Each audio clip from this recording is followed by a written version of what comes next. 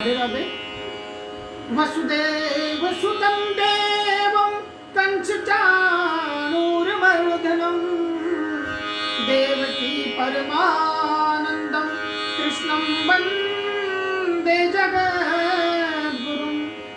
इस वर्ष 27 अगस्त 2022 शनिवार को अमावस्या का पर्व आ रहा है। इस अमावस्या को कुशाग्रहिणी अमावस्या के नाम से भी जाना जाता है। आइए अमावस्या पर किए जाने वाले कुछ उपाय मैं आपके सामने रखता हूँ, जिससे हमारे जीवन में शुभ फलों की वृद्धि होगी, हमारे अनिष्ट का शमन होगा। आइए सबसे पहले देखिए, अमावस्या के दिन जो हम पोछा लगाते हैं, उस पोछे में नमक मिला करके पोछा लगाने से घर में नकारात्मक ऊर्जा का शमन होता है और सकारात्मक ऊर्जा का प्रवेश होता है। नमक के स्थान पर आप गोमूत्र मिलाकर भी घर में पोछा लगा सकते हो।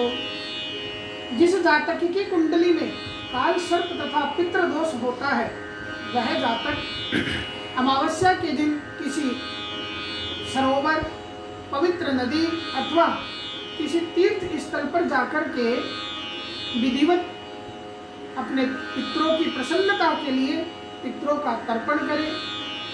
शिव पूजन तथा रुद्राभिषेक भी कर सकते हैं। साथ ही साथ स्नान आदि से प्रातःकाल स्नान आदि से निवृत्त होकर के भगवान सूर्य को जल अर्पण करें और ओम ऐं ह्रीं घृणीं सूर्य आदित्याय श्रीं मंत्र एक बार फिर सुनिए। ओम ऐं ह्रीं घृणीं सूर्य आदित्याय श्रीं। इस मंत्र का 108 बार जाप करिए। फिर अथवा तो ओम घृणीं सूर्याय नमः इस मूल मंत्र का जाप करना। आदित्य हृदय स्तोत्र का पाठ करने से पितृदोष का शमन होता है। शाम के समय आटे का दीपक बना करके किसी पीपल के पेड़ के पास जाइए, वहाँ पीपल को जल अर्पण करके आटे का दीपक बना करके सरसों के तेल में वहाँ पर 4 बत्ती वाला दीपक जलाएं। इससे हमारे यहाँ शत्रु बाधा का शमन होता है। साथ ही साथ शत्रु बाधा का शमन होने के साथ ही अनिष्ट फलों का शमन होता है।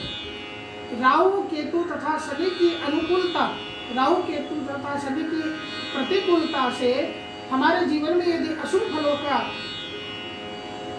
आगमन हो रहा है अथवा तो हमें कुछ प्रतिकूलता महसूस हो रही है, तो एक 2.5 मीटर काला वस्त्र लीजिए। उस 2.5 मीटर काले वस्त्र में सप्तधान्य, जिसमें तिल, जौ, चावल, गेहूं, मूंग, उड़द और माल कांगनी, इन 7 प्रकार के अनाजों को मिलाइए। फिर साबुत नमक को मिला करके एक पोटली बना लीजिए। इस पोटली को किसी भार्गव ब्राह्मण को दान करने से शनि तथा राहु केतु की प्रतिकूलता का शमन होता है और उससे होने वाले अनिष्ट फलों का शमन होकर के शुभ फलों की प्राप्ति होती है।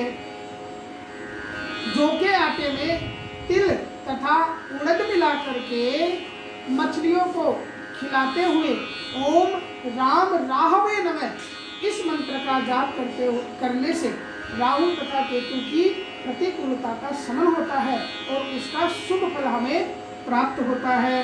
पितरों की प्रसन्नता के लिए घर के रसोई में दक्षिण दिशा में अग्नि का जागता करके उस पे खीर बना करके पितरों को भोग लगाए तथा पितृ सूक्त, पितृ गायत्री मंत्र, गीता पाठ और गजेंद्र मोक्ष स्तोत्र का पाठ करना अत्यंत शुभ फलदायी होता है।